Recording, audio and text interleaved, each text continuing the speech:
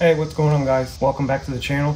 Today we got something exciting. Now, as far as paddle shift installs on these cars go, everybody uses the AMG paddle shifters.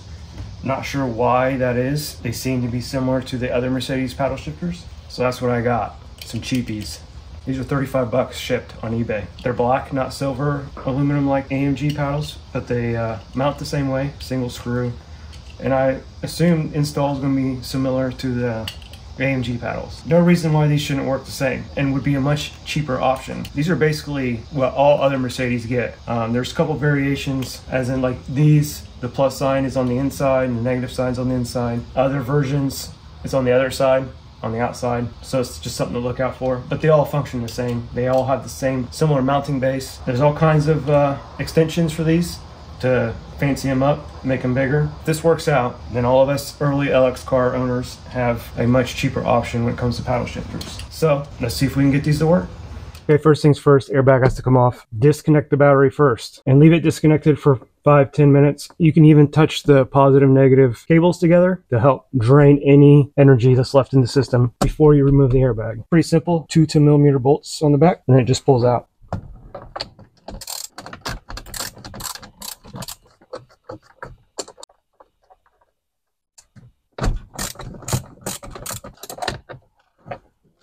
Okay, this should pull just right out like this. You got one connector on the top here. Then you have your 2 airbag connectors. You have the push tabs. They have little tabs on the side here. Just like that, airbag's out. Okay, inside you got your main harness connector here. That goes to the clock spring. And it's like one little connector here for the cruise control stalk. And then you got a 10mm hex bolt. Okay, I didn't think I'd be busting out the ratchet strap, but here we are. There we go.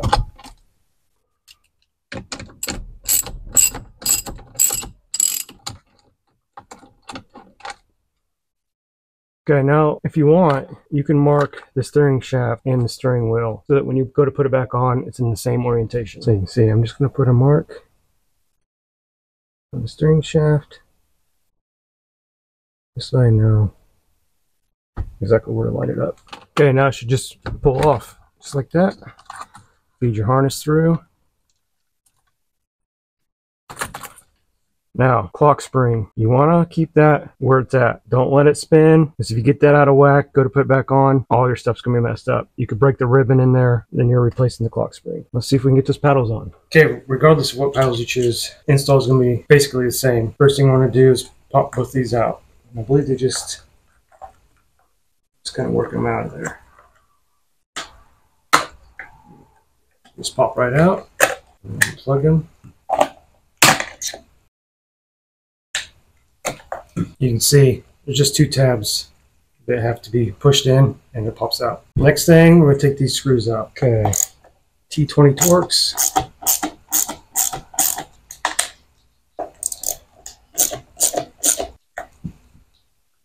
And these should just pop out. Okay, now as far as getting these in the right spot, it looks like it's best to be right in this area. If I were to guess, I want that hole to be right there on each side. That should put the paddle shifter just like that. And plenty of room for a bolt to go right there. Yeah, that's about perfect. So we want to drill straight through there, nice and straight. Should go through the frame.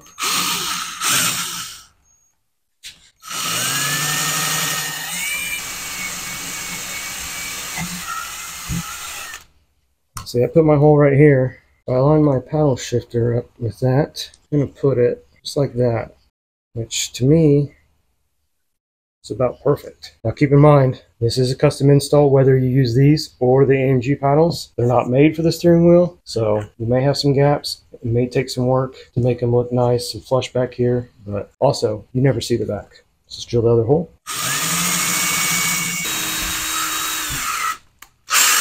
All right, now first thing I'm going to do is open this up to fit this bung so that we can sit it down, trace our outline of the bezel so we know how much of this vinyl to cut out.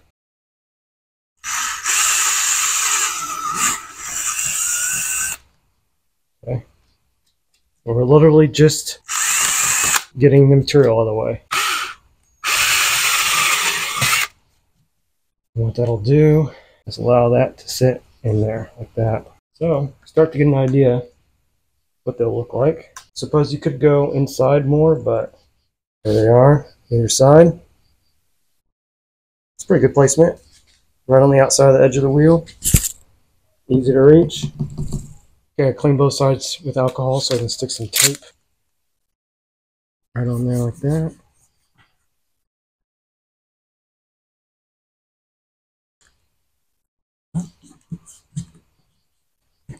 And then what we'll do, we'll stick that back in there.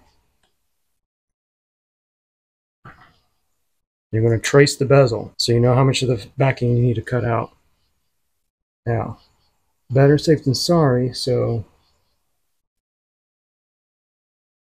be conservative. Kind of go on the inside. You can always cut more material out later. Basically like that. And I'll probably come in here and draw an inside line. And we'll start there. Like that. Basically all you need is a knife, and it should cut right out.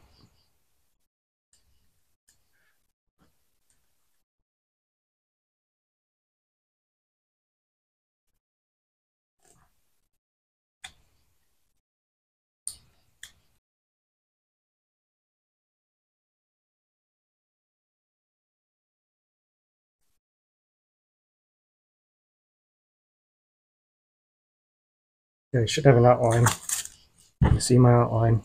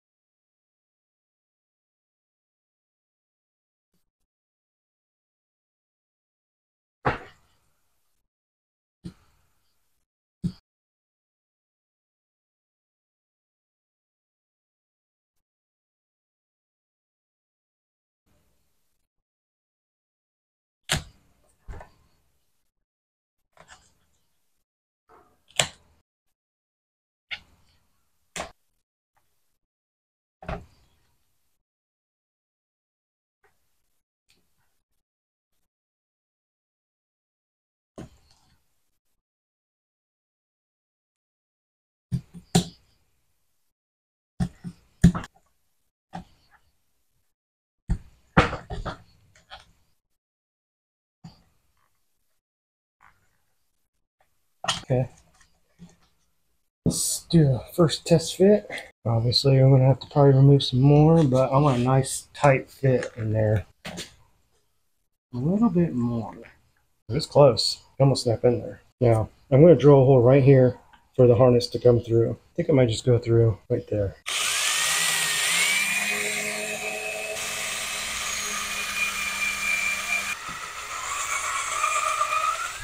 Perfect. Came out right out through there. That's exactly where I wanted it. Let's make that hole a bit bigger.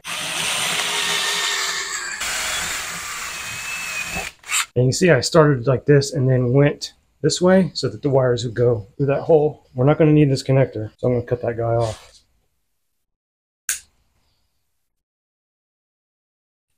Now we can possibly feed this through there.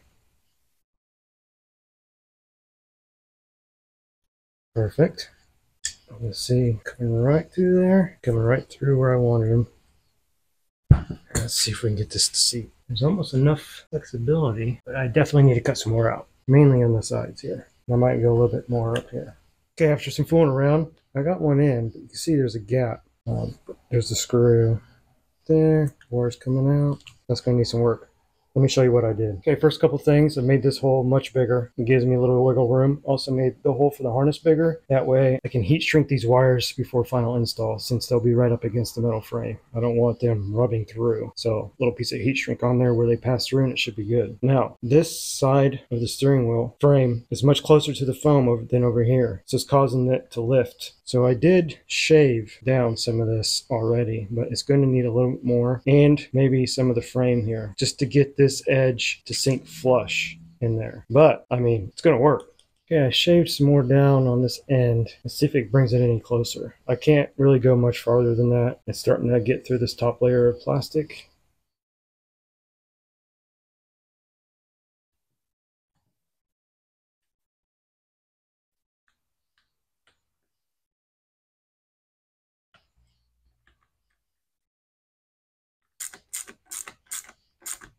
Wow, see, still got a little bit of a gap there. I think I'm going to shave the frame down right there just to seal that up. Almost looks factory. It's going to be sweet.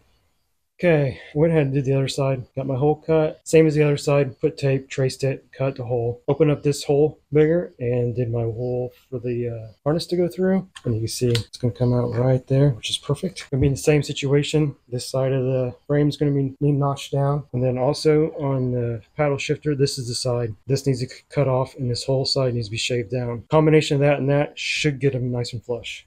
Okay, I got my Dremel. Let's see if I can carve some of that metal out. I don't want to get rid of that ridge. That ridge actually gives this frame the strength. Just trim some of that out.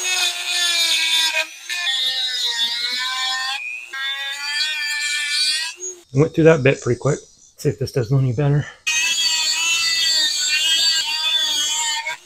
Okay, you can see I got a little bit of it trimmed out. I'm going to go ahead and test fit, see how it fits in there. Okay, still got a bit of a gap there. None on the bottom, just right there. All right, got most of the gap out. That's pretty good. Looks pretty flush in there. It can maybe get a little better, but I believe what's happening now is this threaded portion is actually bottoming out in the frame. So I could maybe shave some of that off. I think I'm good with how it's looking like that. As far as how I got it there, first I opened up this hole again, and I actually went down some down here. Just oblonged it, and then also, just like I showed you before, take some of this ridge out. Okay, I got both sides in with the minimal gaps on the top. I think that's pretty good. I might fiddle with it just a little bit more just to close it up, but for now, next thing we got to do is make sure these fit back in their spots. So you'll see the screw, you want to make sure that's not going to be in the way. And oh, that works out perfect. Look at that. Screw head sits right below there. I've read with the AMG paddles, the bolt that comes with it, you got to notch this plastic bracket. Harness comes out right there, just with the factory stuff. Awesome. Yeah, you can see on the sides here how it's squishing the plastic. I think it's because going down in this, it's actually, that bung is too big and it's squishing. So I'm going to shave just the sides, maybe a little off the top. I bet that solves all the gaps.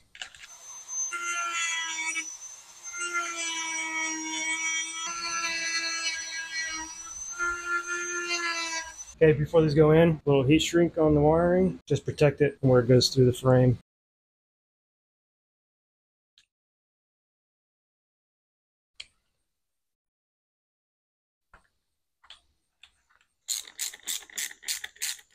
Now when you tighten these, don't tighten them too much. If you over tighten them, you won't hear that click. It'll warp the whole frame and you'll lose the click. So constantly test it. That's good right there. Back it up just a little bit. Yeah, right there. Look at that. No gap. Perfect.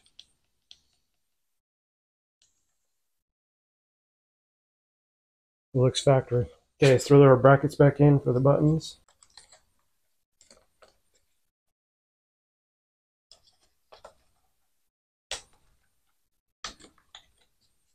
Okay, see one issue. Need to notch this for the harness to come through. Should be a quick, simple little notch.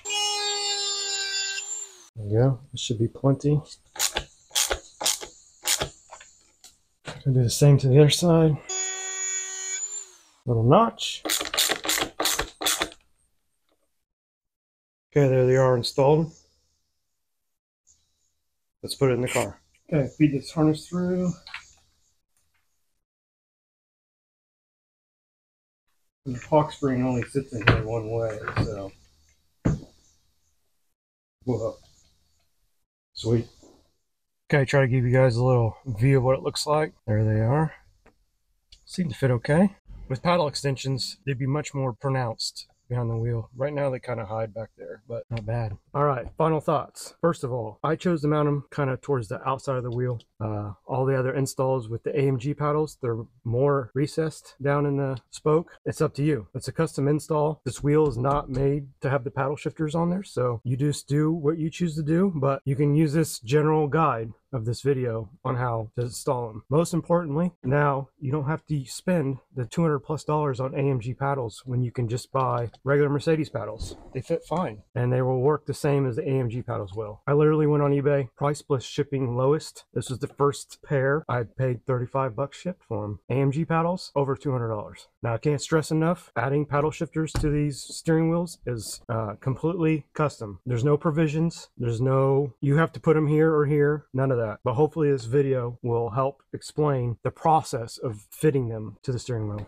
Now, like I said, I'm adding paddle extensions to these that'll make them much taller, much more pronounced. I'm not sure if I'm going to like how far out towards the outside of the wheel is. I guess we'll just have to see. They feel good like this. Maybe normal driving, they might be in the way. I don't know. Maybe that's why people put them farther down in the spoke. Just something we'll have to see. Now, this is going to be a two-part series. So this is part one, just the main install procedure. The next video will be how we're going to make these things work, which is the big question. So if you're not subscribed, subscribe so you don't miss the second video. I hope this was informative. I hope it helps guys get paddle shifters on their wheels, because I know a lot of guys want them but don't want to spend the $200+ on the AMG paddles. And thanks for watching. I'll see you on the next one.